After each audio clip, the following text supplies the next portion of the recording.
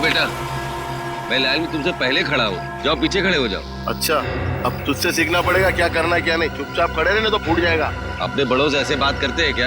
एक बार बोला ना, देखो चुप बैठने के लिए समझ में नहीं आता। चल।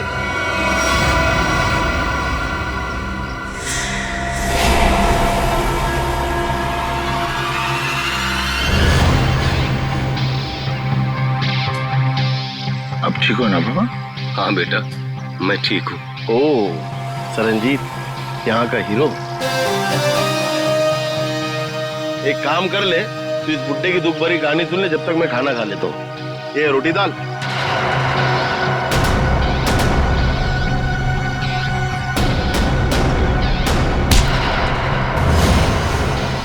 खाना बाद में खाना। ले बाबा से माफी मांग। माफी तो नहीं मांगूंगा।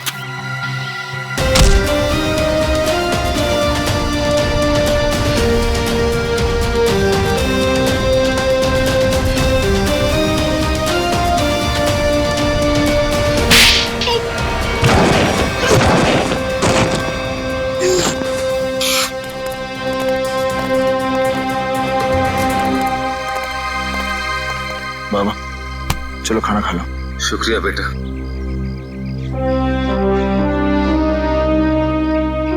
सरंजीत, सीआईडी ऑफिसर्स तुमसे मिलना चाहते हैं।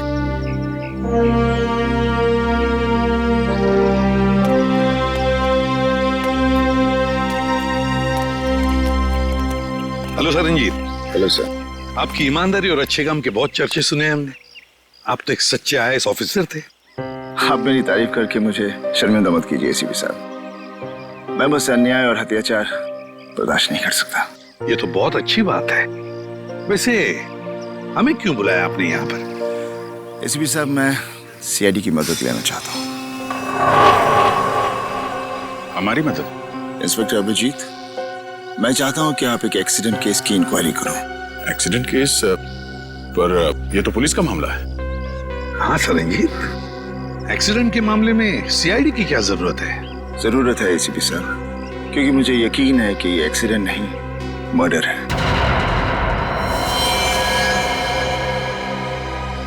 मर्डर? किसका खून हुआ? उसका नाम निरंजन था। मैं उसे बहुत अच्छी तरह से जानता था। मुझे शक है कि किसी ने जानबूझकर उसका मर्डर किया है। मिस्टर सरंजीत, आप हमें पूरी बात अच्छे से बताइए। क्या हुआ क्या था? निरंजन एक सोशल वर्कर था। वो अपनी पोती टीना की मर्डर केस की सच्चाई जानने के लिए सबूत ढूंढ रहा था। उन्होंने जेल में मुझे चिट्ठी भेजी जिसमें लिखा था कि उन्हें असली खूनी का पता चल गया है। वो सबूत लेकर पुलिस स्टेशन जा रहा है। पुलिस तक पहुंचने से पहले ही उसकी मौत हो गई। ओह, तो टीना का खून हुआ था। लोग समझते थे कि टीना ने आत्महत्या की है, लेकिन निरंजन जानता था कि उसका खून हुआ है। इसलिए मैंने उसकी मदद के लिए कार्तिक को भेजा। कार्तिक उससे पहले वहां पहुंचे। निरंजन का एक्सीडेंट हो गया। इसलिए मैं चाहता हूं कि आप लोग ये केस जरूर लें।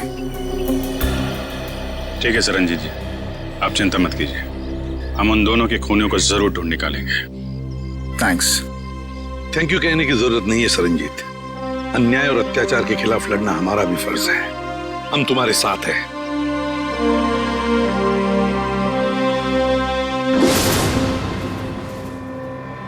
मुझे अपने आप पे इतना गुस्सा आ रहा है। मैं उन्हें बचा नहीं सका सर। देखो कार्तिक, तुमने कोशिश तो की थी। नाकामयाब कोशिश। अगर 5 मिनट पहले मैं पहुंच जाता तो शायद ये खून होने से रोक सकता था मैं। हम तुम्हारे जज्बात समझ सकते हैं कार्तिक। बहुत बुरा लगता है जब हम चाहते हुए भी किसी को बचा नहीं सकते हैं। लेकिन एक बात बताओ कार्तिक, क्या हुआ क्या था वहां पर? उस दिन मैं पुलिस स्टेशन नहीं जा रहा था। मुझे पता था कि निरंजन जी सारे सबूत लेकर पुलिस स्टेशन जाने वाले हैं, लेकिन इंक्वायरी चल रही है सर। अरे सुनो सुनो सुनो, यहाँ पे क्या हुआ? किसी बुजुर्ग इंसान का एक्सीडेंट हुआ है सर।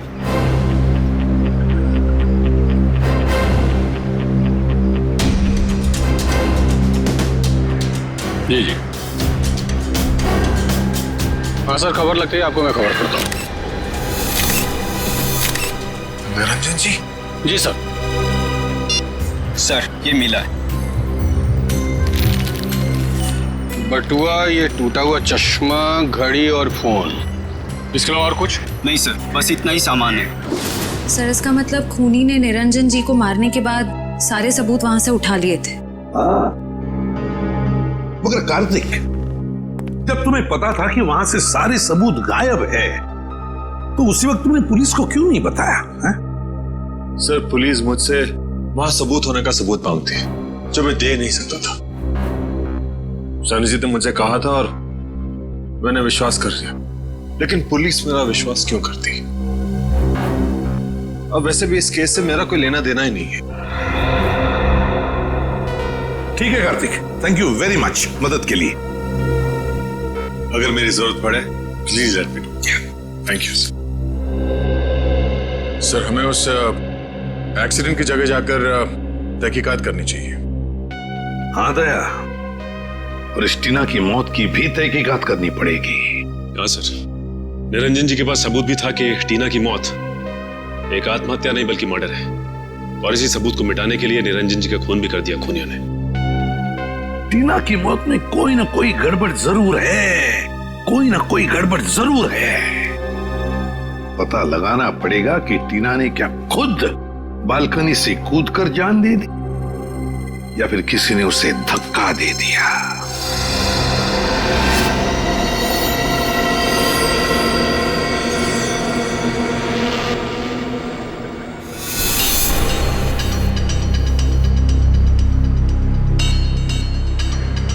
दया, टीना जो अपनी घर की बालकनी में से गिरी, वो बिल्कुल यहां आके गिर गई, यहां पर, है ना?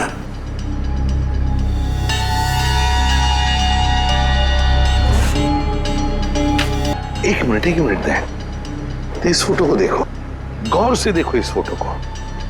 टीना की हथेली पर खून लगा हुआ है, हथेली पर खून लगा हुआ है। मगर दया, जब टीना अपनी बालकनी में से नीचे गिरी तब उसके हाथ खून से दूर थे, दूर। तो फिर टीना की हथेली पर खून आया कैसे? हाँ सर, जमीन पर खूनी हथेली के छाप यहाँ देखिए। हाँ, जमीन पर पड़ी है। हाँ सर, ये देखिए उसके शरीर से काफी दूर है, मतलब हाथ पे खून लगना तो असंभव है सर। एग्जैक्टली, इसका एक ही मतलब है दया, जो कुछ भी हुआ है टीना के घर में ही हुआ, टीना के घर में। निरंजन जी का एक्सीडेंट यहाँ पे हुआ था। ट्रक उस तरफ से आया था और वो पुलिस स्टेशन जा रहे थे। हाँ सर, जब ट्रक वहां से आ रहा होगा तभी निरंजन जी यहाँ से रास्ता क्रॉस कर रहे होंगे और एक्सीडेंट हो गया होगा। लेकिन फ्रेडी, पुलिस के मुताबिक एक्सीडेंट का कोई चश्मदीद गवाह है ही नहीं। एक काम करते हैं, वहां चल के देखते हैं जहां से ट्रक आया था। अरे ये क्या, ये रास्ता तो बंद है। सर फिर तो ट्रक यहाँ से आया ही नहीं होगा। वही तो फ्रेडी, जरा बुलाओ उसको। अरे सुनो भाई, एक मिनट। हाँ, ये कब से चल रहा है काम यहाँ पे? एक हफ्ता हो गया सर। एक हफ्ता? ये 2-3 दिन पहले यहाँ पे कोई ट्रक खड़ा था क्या? मैंने तो नहीं देखा सर। अच्छा ठीक है, जाओ। सर अगर ये रास्ता पिछले एक हफ्ते से बंद है तो फिर इस ट्रक ने निरंजन जी को पीछे से कैसे मारा?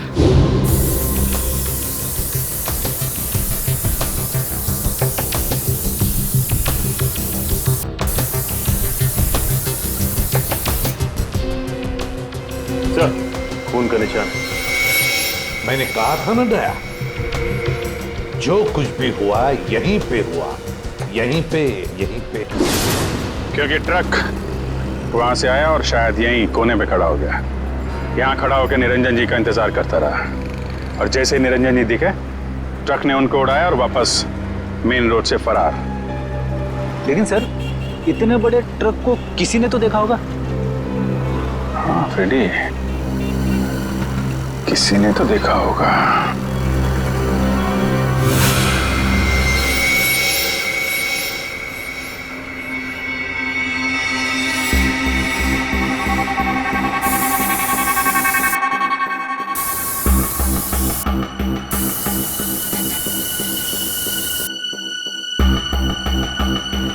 सर, हाँ, ये देखिए सर, वॉल में भी खून के निशान है।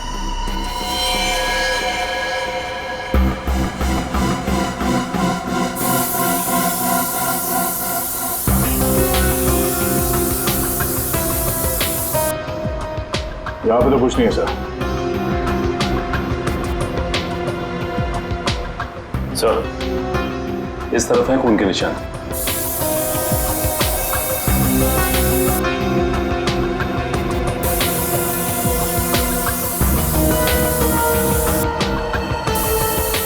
इधर भी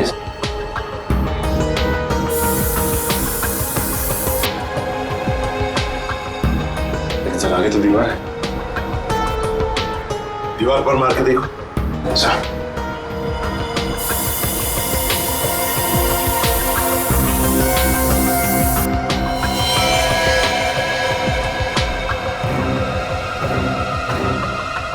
ये देखो दया, खून के निशान है, लेकिन दिखाई नहीं पड़े क्योंकि खूनी ने सारे खून के निशान मिटा दिए थे। लेकिन टीना की मौत कैसे हुई होगी? टीना पर जरूर किसी ने गोली चलाई थी, जिसकी वजह से उसके खून की चींटे ऐसे दीवार पर उड़ गए। लेकिन सर, पुलिस की रिपोर्ट में ऐसे गन शॉट के जख्म का कोई जिक्र है ही नहीं। शायद उन्होंने देखा नहीं होगा। लेकिन सर, ये कैसे मुमकिन है कि पुलिस वालों को पता ही नहीं चला कि टीना को गोली लगी? ऐसे हो सकता है सचिन, हो सकता है, क्योंकि काफी साल पहले मेरे साथ भी ऐसे ही हुआ था एक केस में। पर सर, टीना की लाश का पोस्टमार्टम हुआ था, तो फिर जिस डॉक्टर ने पोस्टमार्टम किया उसने अपने रिपोर्ट में गोली के बारे में लिखा था नहीं? वही तो। और फिर इसी पोस्टमार्टम रिपोर्ट के आधार पर पुलिस ने मान लिया कि टीना ने आत्महत्या कर ली। इसका मतलब है पोस्टमार्टम करने वाला डॉक्टर भी मिला हुआ था। सर, इस निरंजन जी का शक सही था, टीना का खून ही हुआ। हाँ दया, बिल्कुल सही है। सुनिए, जरा एक बात बताइए, जिस दिन टीना की मौत हुई, क्या आप लोग जानते हैं कोई मिलने आया था टीना से, या फिर आप लोगों ने कोई आवाज सुनी हो? जरा याद करना। है? नहीं सर, पर जब टीना गिरी थी तो हमने उसकी चीख सुनी थी सर। किसी ने गोली चलने की आवाज सुनी थी? नहीं सर। मतलब सर, गन पे साइलेंसर लगा हुआ था? हो सकता है, हो सकता है। वॉचमैन, तुम्हें तो पता होगा ना कौन आया था टीना से मिलने के लिए? साहब, इस बात को 2 महीने हो गए, कुछ याद नहीं है। अच्छा, तो तुम्हारे पास एंट्री रजिस्टर और फिर सीसीटीवी कैमरा तो लगे हुए हैं, वो तो होगा ना उसका रिकॉर्ड? हाँ, वो है। बस तो फिर वो एंट्री रजिस्टर और सीसीटीवी का फुटेज दोनों चाहिए हमें। सर, मैंने एक लाल कलर का ट्रक देखा था, वो उस दिन वहां खड़ा था। यहाँ पे खड़ा था, इसीलिए उन लोगों ने नहीं देखा। अच्छा, ये बताइए, ट्रक का नंबर याद है आपको? नहीं सर, नंबर तो मैंने नहीं देखा। उस ट्रक ड्राइवर के बारे में कुछ याद है? वो अपनी नीली रंग की शर्ट बदलकर दूसरी शर्ट पहन रहा था।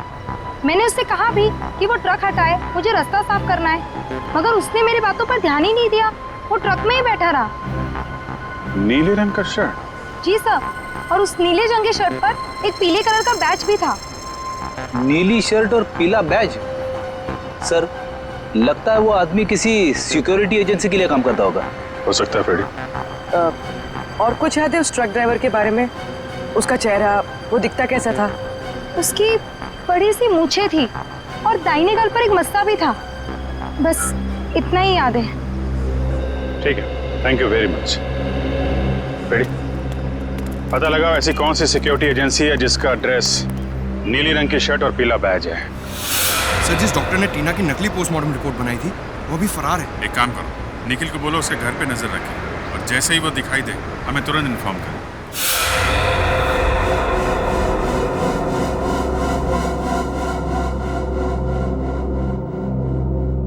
नहीं सर, मैं ऐसे नहीं जानता। कौन है ये लड़की?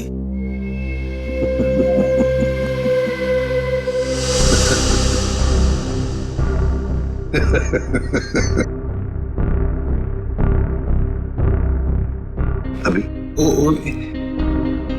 मैं भूल गया था सर। ये लड़की ये तो टीना है, हमारे ऑफिस में काम करती थी। अच्छा, आखिरी बार टीना से कब मिले थे आप? ये उसकी मौत से शायद 2-3 दिन पहले। कहाँ मिले थे? मैं ऑफिस में मिला था सर। सर वैसे मेरी उससे ज्यादा जान पहचान नहीं थी, हम ऑफिस में ही मिलते थे सिर्फ। अच्छा, ऑफिस में ही मिलते थे। जी सर। सचिन, चल।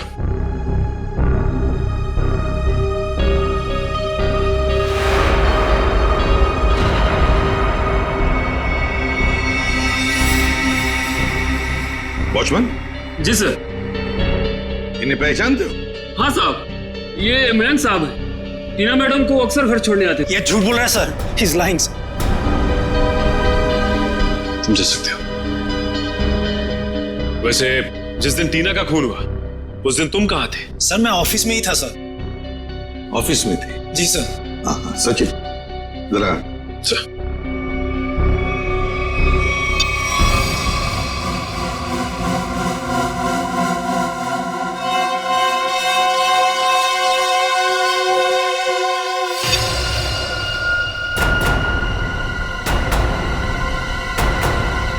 तुम ऑफिस में थे तो फिर ये कौन है?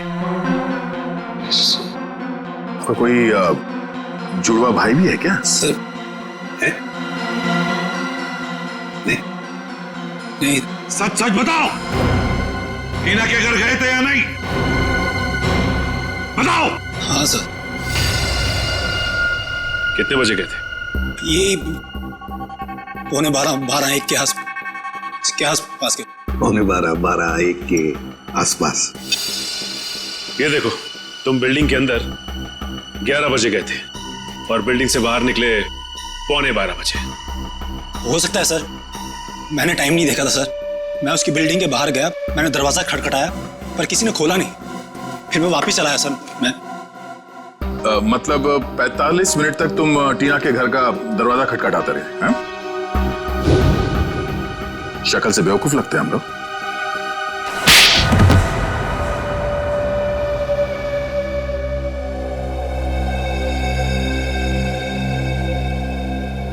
मैंने टीना को मारा था।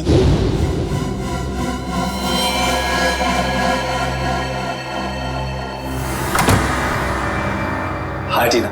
हाय मैम, आओ अंदर आओ।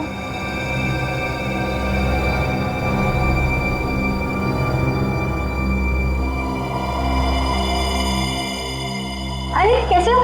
अच्छा बैठो, मैं पानी लेकर आती हूँ। हाँ।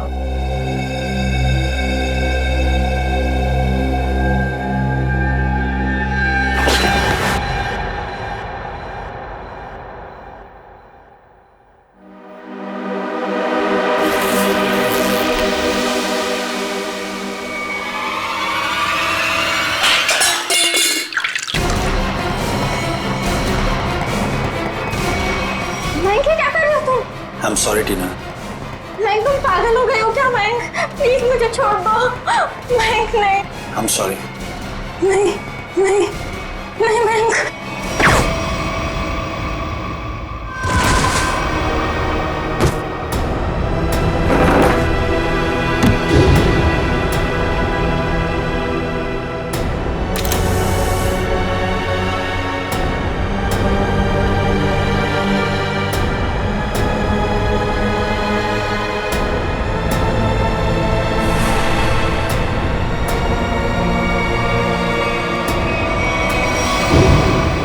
ऑफिस के एक सीनियर रिपोर्टर हितेन ने मुझसे वादा किया था कि अगर मैं टीना का मर्डर करता हूं तो वो मुझे प्रमोशन दिलाएगा। सिर्फ प्रमोशन के लिए तुमने एक निर्दोष लड़की की जान ले ली? हा? समझ में नहीं आ रहा तुम कैसे इंसान हो? ले जाओ इसे। चलो चलो।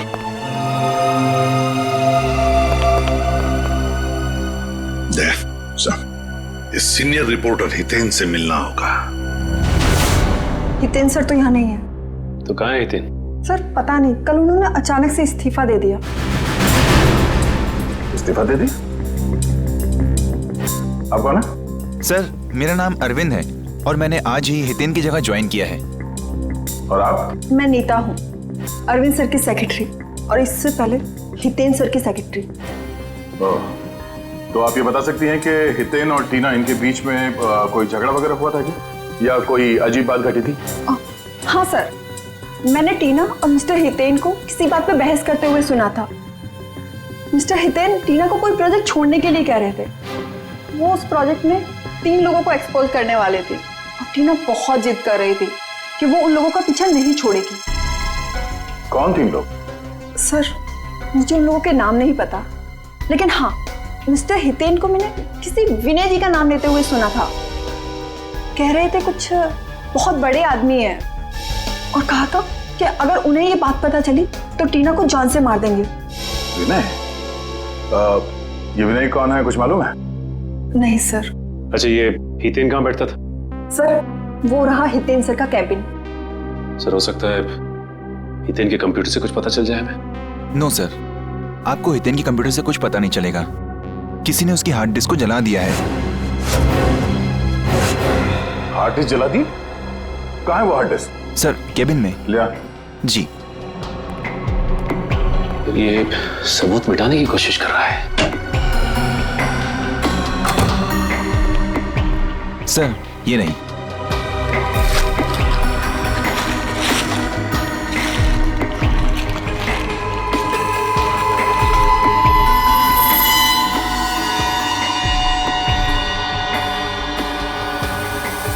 सर ये हितेन तो बहुत चालाक निकला। लगता है हार्ड डिस्क पे एसिड डाल दिया है, पूरा डाटा खराब हो गया होगा।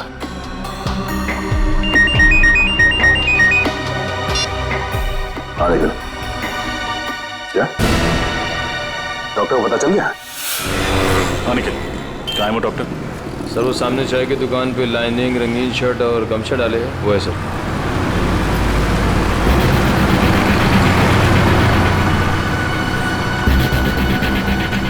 चलो मिलते हैं उससे, लेकिन ख्याल रखना वो भाग न जाए।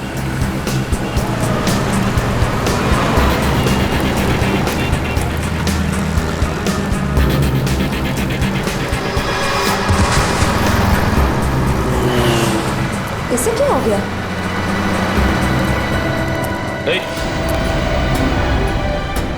डॉक्टर साहब, सर ये तो मर गया। मर गया? हाँ सर। लेकिन अभी तो अच्छा खासा छाक। सर लगता है किसी ने इसकी चाय में जहर मिला दिया। निखिल एम्बुलेंस बुलाओ। श्रेया, क्या मिला तुमने चाय में जो पीते ही उस आदमी की मौत हो गई? नहीं साहब, मैंने तो ऐसा कुछ भी नहीं किया। कुछ भी नहीं किया तो तुम्हारी दुकान की चाय पीकर उसकी मौत कैसे हो गई? अरे मैडम, मैं तो उसको जानता भी नहीं, फिर मैं उसे क्यों मारूंगा? आपको विश्वास नहीं होता ना, तो मैं चाय पी के दिखाता हूँ।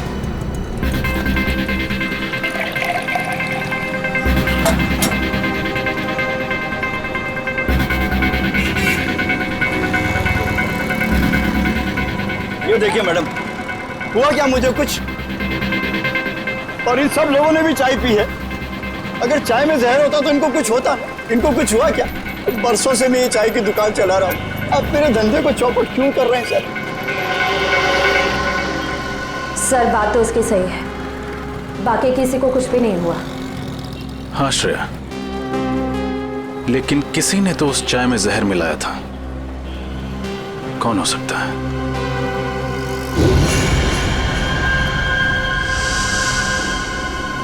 एक सेकंड है, यहाँ पर एक आदमी बैठा अखबार पढ़ रहा था, कहाँ गया वो? कौन सा? उसने काली टी शर्ट पहनी हुई थी, उसके हाथ में बैंडेज था, कहाँ गया वो? मुझे नहीं मालूम साहब। आप लोगों में से किसी ने उसे जाते हुए देखा? हमने तो नहीं देखा। भाग गया। जरूर उसी ने डॉक्टर की चाय में जहर मिलाया था। नाम तो नहीं पता, लेकिन उसकी मूछें हैं और शायद दाहिने गाल पे मसा है। ओह, शायद आप रघु की बात कर रहे हैं। क्या आप रघु को यहाँ बुला सकते हैं? मैम, रघु की ड्यूटी इस वक्त एक दवाई कंपनी में लगी हुई है, वो वहीं होगा। कौन सी कंपनी है? Opec pharma company sir. Hello, क्या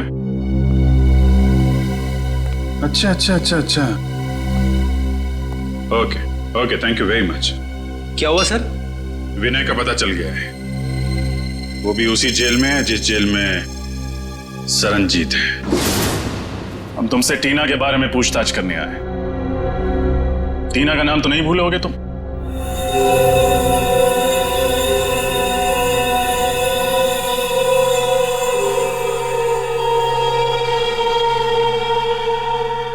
देखो विनय, हम जानते हैं कि तुम्हें सब कुछ पता है। बेहतर होगा तुम हमारे साथ कोऑपरेट करो।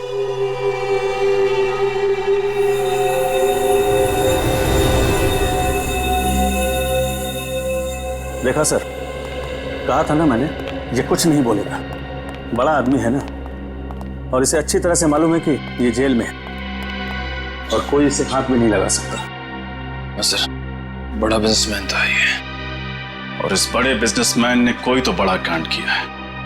इसका पर्दाफाश टीना करने वाली थी, लेकिन उससे पहले ही उसकी मौत हो गई। लेकिन सर, हमने टीना और उसके दादाजी का केस लिया, ये बात इस जेल से बाहर कैसे गई? सर, हो ना हो ये काम जरूर विनय का ही है, क्योंकि जब एसीपी सर सरनजीत जी से मिलने यहाँ आए थे तब शायद विनय यहीं कहीं आसपास मौजूद था। जरूर ये खबर विनय ने ही बाहर भेजी होगी, क्योंकि उसी के बाद रघु और सीनियर एडिटर हितेन रफू चक्कर हो गए और पोस्टमार्टम करने वाले डॉक्टर का खून हो गया। ये नामुमकिन है सर, क्योंकि विनय को किसी से भी मिलने की इजाजत नहीं। अनिल जी सर, यहाँ आप इनसे पूछ सकते हैं, ये हमेशा विनय पर नजर रखते हैं। जी सर, साहब ठीक कह रहे हैं, यहाँ विनय जी के ड्राइवर के अलावा कोई नहीं आता। ड्राइवर? अच्छा, वो क्यों इनसे मिलने के लिए आता है? सर, विनय जी जेल का खाना नहीं खाते हैं, तो उनका ड्राइवर उनके लिए घर से खाना लाता है। विनय के ड्राइवर से मिलना होगा, वही बताएगा कि ये खबर अंदर से बाहर कैसे गई। मैं तो विनय सर के घर से टिफिन का डब्बा लेकर जेल में देने के लिए जाता था सर। झूठ बोल रहे हो तुम। सच तो यह है कि तुम रोज विनय से कोई संदेशा लेकर आते थे। बताओ, क्या खबर देता था वो तुम्हें? मुझे नहीं पता साहब, खाने के बाद वो हौलदार मुझे डब्बा वापस देता था साहब, और मैं वो खाली टिफिन का डब्बा आराम बिल्डिंग फ्लैट नंबर 203 में दे देता था साहब।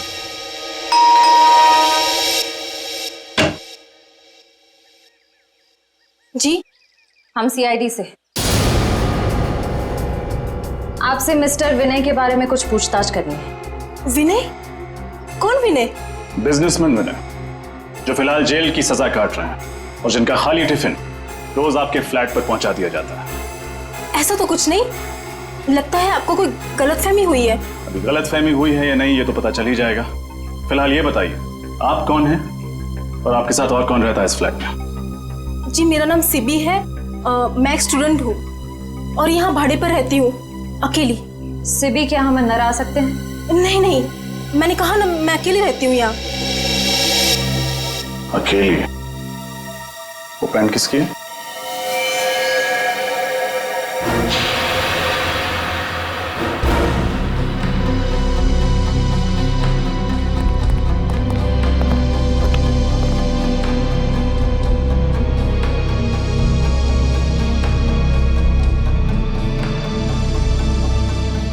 ये पैंट, ये शर्ट आपके तो नहीं लगते?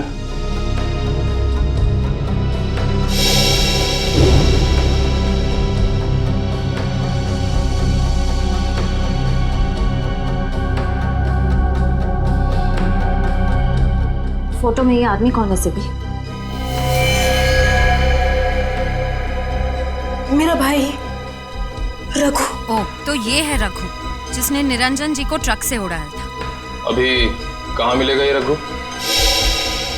मुझे कुछ नहीं पता सर, रघु कभी मुझे कुछ नहीं बताता। अभी भी थोड़ी देर पहले आया था, पता नहीं कहाँ चला गया। श्रेया, निखिल, तलाशी लो करके।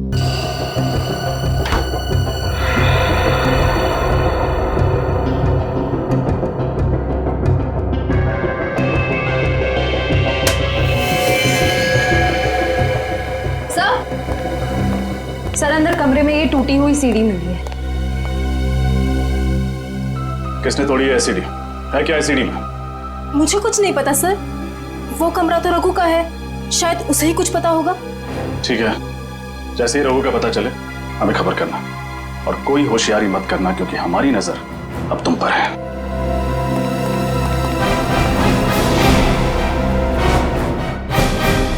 सर, रघु के घर जो सीडी मिली थी, डेटा इंजीनियर उस सीडी से कुछ रिकवर कर पाए हैं।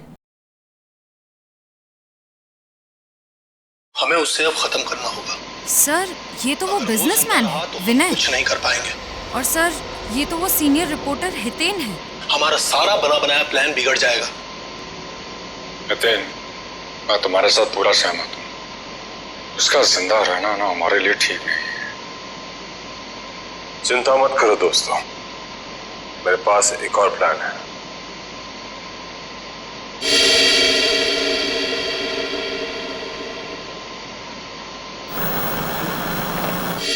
अब ये सारा मामला समझ में आ गया।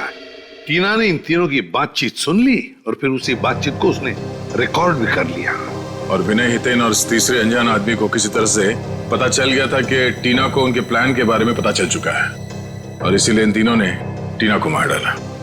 लेकिन इस वीडियो में तीसरा अनजान आदमी कौन है, इसके बारे में अभी तक कुछ समझ में नहीं आ रहा है। फिर एक बार ये हितेन और रघु हाथ में आ जाए ना, तो तीसरा आदमी कौन है ये भी पता चल जाएगा। हाँ सरनजीत, गुड। वैसे भी तुम जैसे लोगों की जरूरत जेल के अंदर नहीं, जेल के बाहर ही है। और बता। ओके, ठीक है, and good luck. Okay, Daya, Saranjit jail से रिहा हो गया। सर, ये तो बहुत अच्छी खबर है। अगर सर ये हितेन, रघु और इस तीसरे अनजान आदमी को ढूंढेंगे कैसे सर? विनय, विनय,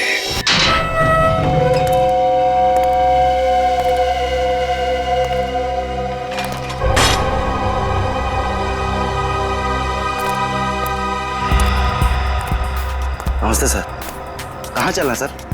गाड़ी स्टार्ट कीजिए, रास्ता मैं बताता हूँ। जी।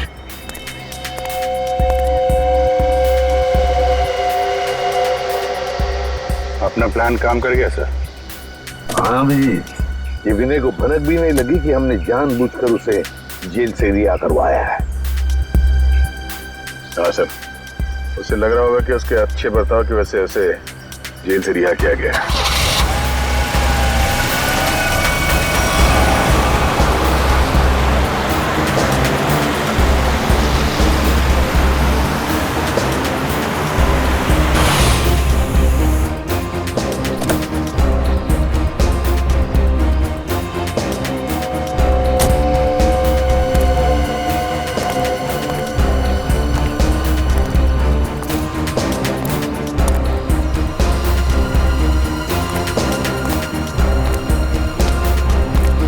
गाड़ी लेके निकल जाओ। अच्छा सर।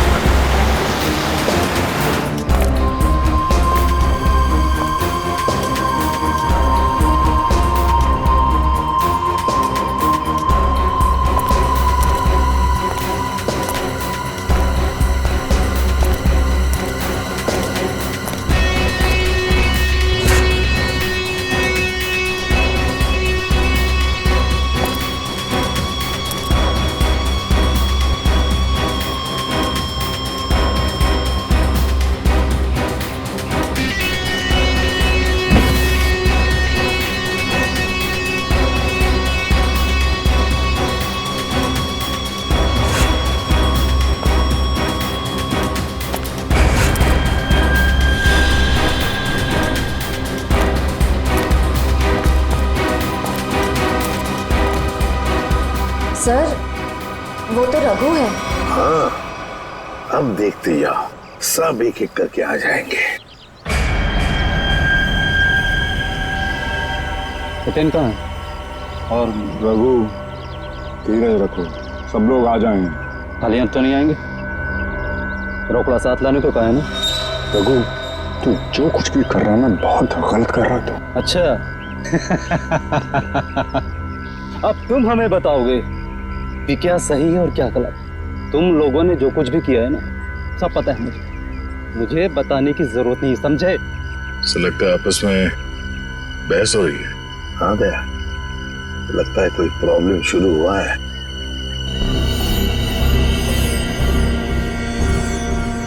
हितेन, तुम भी आ गए? अभी खाली हाथ? मेरी बात याद नहीं तुम लोगों को? रघु, लालच ने तुझे अंधा कर दिया है। नो लेक्चर, ओनली पैसा। पैसा निकालो मेरे, समझे?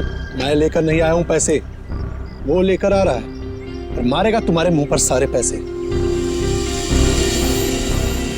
तुम लोगों की सलामती के लिए तो यही अच्छा होगा कि वो पैसे लेकर आ जाए, वरना मेरे पास तुम लोगों के खिलाफ जो सबूत है वो सीआईडी के पास पहुंचाएंगे। हाँ पूर्वी, क्या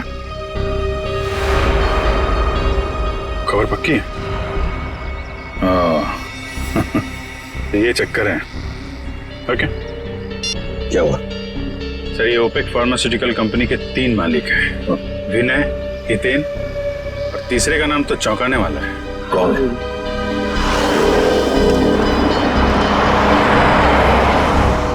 लगता ये तीसरा आ गया, तीसरा पार्टनर।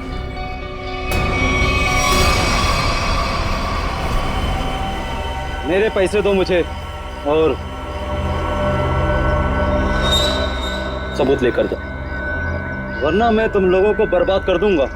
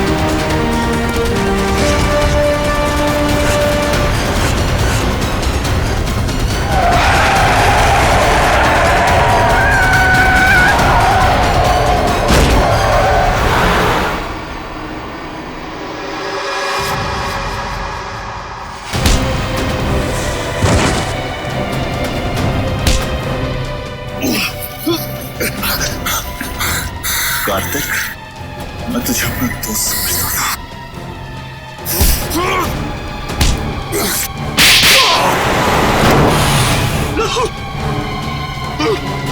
उन दोनों को पकड़ो, छोड़ो मत।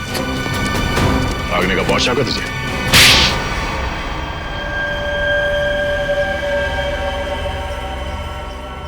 एक दवाई की कंपनी की आड़ में विनय, हितेन और मैं गैर कानूनी काम करते थे और इस बारे में एक गवर्नमेंट ऑफिसर को पता चल गया, इसीलिए हमने उसे खत्म करने का फैसला किया। लेकिन टीना को हमारे इरादों के बारे में पता चल गया, इसीलिए तुमने उसे भी मार डाला? हाँ, हमने उसे समझाने की बहुत कोशिश की और वो हमारी बात सुनने के लिए तैयार ही नहीं थी। बंदी थी, बहुत तेवर दिखाती थी वो लड़की। आत्महत्या का रूप देकर तुम लोगों ने टीना का खून कर दिया, लेकिन टीना के दादाजी निरंजन को तुम लोगों के खिलाफ सबूत मिल गए और इसलिए तुम लोगों ने उन्हें भी मरवा दिया। तुम लोगों ने अपने साथी रघु, उसे भी मार दिया और उस डॉक्टर को भी जिसने गलत पोस्टमार्टम रिपोर्ट बनाई है। एक झूठ छुपाने के लिए तुमने कितनी जाने ली। जी करता है कि यहीं काट दूं तुम लोगों को। इन तीनों को तो फांसी होगी सरनजीत, तीनों को फांसी ही होगी। ले जाओ इन्हें।